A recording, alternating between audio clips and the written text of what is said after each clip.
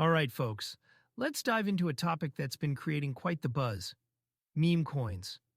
I mean, who would have thought that cryptocurrencies tied to internet humor and, oddly enough, high profile personalities like Trump and Melania would take off like this? It's fascinating, Eric. These coins are the product of a digital culture that thrives on virality. Their explosive growth really highlights how internet culture has started blending into financial markets. Exactly. And not just blending, but completely disrupting it at times. I read that the official Trump and Melania meme tokens are getting attention not just from casual investors, but even major financial institutions. Right, Eric, and I think that's what makes them so compelling and problematic. Their ties to high-profile figures and internet trends give them a visibility boost, but is it sustainable? That's the big question. Yeah, and it's like they're walking this fine line. On the one hand, they're introducing this kind of radical way of promoting digital assets. But on the other hand, they're unpredictable liabilities in, let's be honest, an already volatile crypto market. I'd say it's a double-edged sword. The visibility is incredible, but those risks are huge. Plus, their long-term value, or lack thereof, depends on whether they can evolve beyond being just internet novelties. That's a great point. I mean, as much as some view these coins as revolutionary, there's that underlying fear.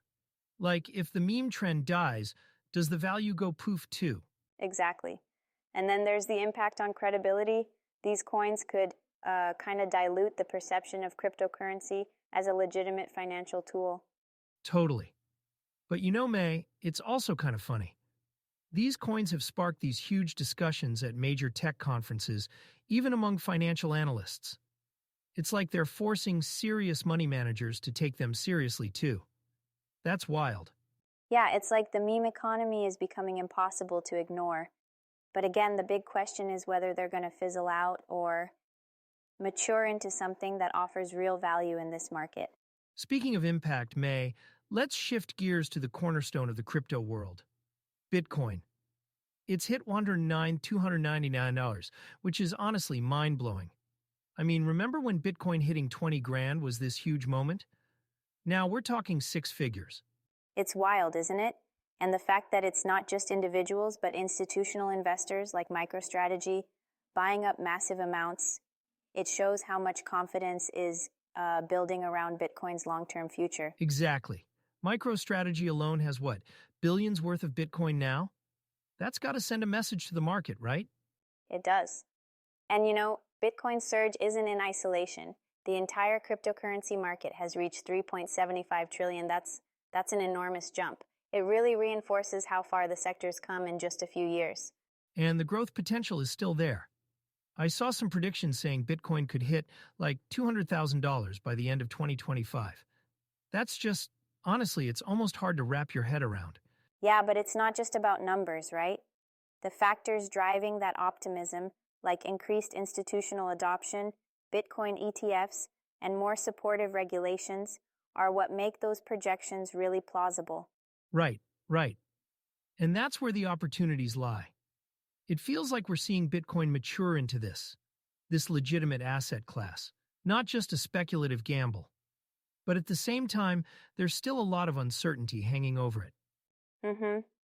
The regulatory environment especially, some countries are opening up to Bitcoin ETFs, like the US making moves, but there's still a lot of murkiness globally. It's not exactly a smooth path forward. Totally.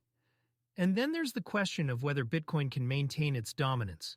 I mean, it's got competition from other cryptocurrencies that are innovating in different ways.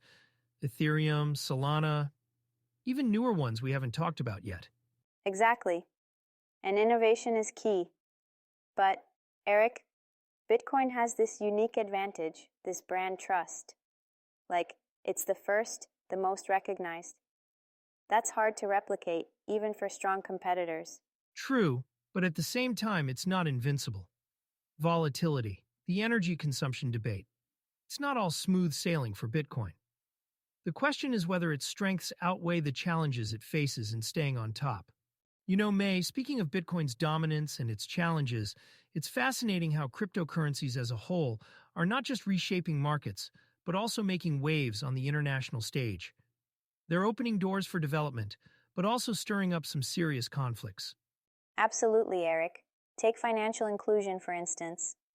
In regions with unstable economies or limited access to banking, cryptocurrencies are providing a lifeline, letting people save, send money, and preserve wealth in ways traditional systems just don't offer. Right? And it's not just individuals. Even businesses in these regions are tapping into crypto for cross border transactions. It's kind of amazing how the same tools are fueling both local and global growth, don't you think? Oh, definitely.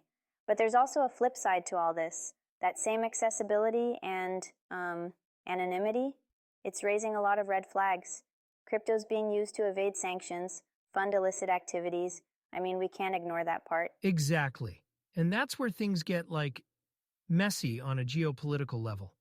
Governments are scrambling to figure out how to regulate all this, but it's leading to these massive divides between countries with strict policies and others that are way more lenient. And those regulatory divides, Eric, could really shape the whole international financial system. It's like, are we going to see collaboration, or are these differences going to spark even more tension between nations? Yeah, and it's not just tension, it's competition too. Like, if one country creates a crypto friendly environment, they can attract businesses and talent, leaving stricter countries kinda at a disadvantage. Right? And that competition could actually drive innovation.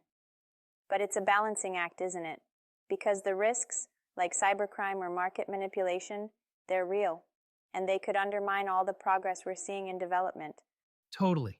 It's like crypto has this insane potential to empower people and rebuild economies, but at the same time, it's a powder keg.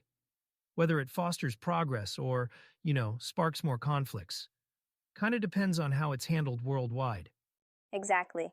And that's why this space is so exciting, but also so unpredictable. It feels like we're watching history unfold in real time, doesn't it? For sure. And on that note, folks, that's all we've got for today. Thanks for joining us as we untangled the wild world of cryptocurrency. It's been honestly quite the ride. And we're just scratching the surface. But hey, that's what makes it such a fascinating topic. Thanks for listening, everyone. Until next time.